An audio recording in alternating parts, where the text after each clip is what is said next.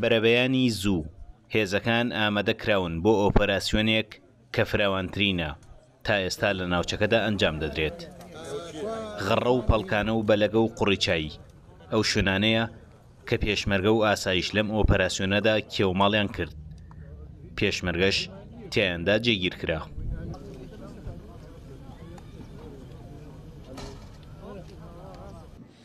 و هێزی پێشمەرگەی کوردستانیش پەیمانی داوە کە تۆڵەی خوێنی هەموو شەهیدەکان لە تیرۆریستان و لە ئەو کەسانەی کە تەماحیان لە داگیرکردنی ئەم وڵاتی ئێم و تێکدانی ئاسایشی خەڵکەیە تۆڵە لە هەمویانەکەینەوە بۆیە بە پێی بەرنمەیەکی بەرفراوان کە داڕێژرا بوو بۆ ئەوەی ئەو سنوورانەی کە چەند ساڵە باسەکرێت لە غەڕە و لە پەڵکانە و لە ناوچەکانی تر کە داعش کردوانتە مۆڵگەی خۆیان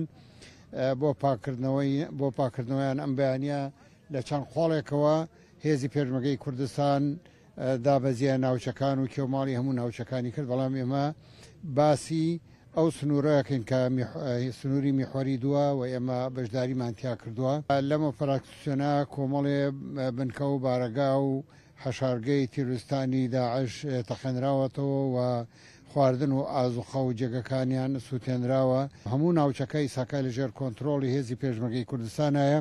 هیچ جێگەیەک نەماوە کە لەژێر کۆنتترۆلی هێزی پێشمەرگەی کوردستانە نەبێ. تێرۆریستانی داعش لەم سنوورەدا هەڕەشە بوون بۆ ناوچەکانی کفری و گەرمیان و سنوورەکە.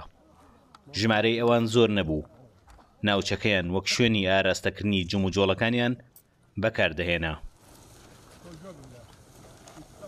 معلوماتمان هەبوو کە ئەمانە هێزێکی ئەوەنە زۆر نین، ینی بەڵام ئەوان خەڵکی ناوچەکەیان لەگەڵایە و خەڵکی سنوورەکان لەگەڵای خەڵکی منتیقەی سلێمان بەگ و حەفرێ و لقوم و منتیقەی دووز و ئەو سنوورەنە و ئەم سنوورەش بە نسبەت ئەوان دوور نییە و خەڵکی خۆشیان هەیە لە سنووری منتیقەی سلێمان بەگ و لە ڕووی خواردن و ئەوان و ئیداریانەدا و ژماریان کەمە. ئەم شوێنە شوێنی حەوانەوەی داعشە.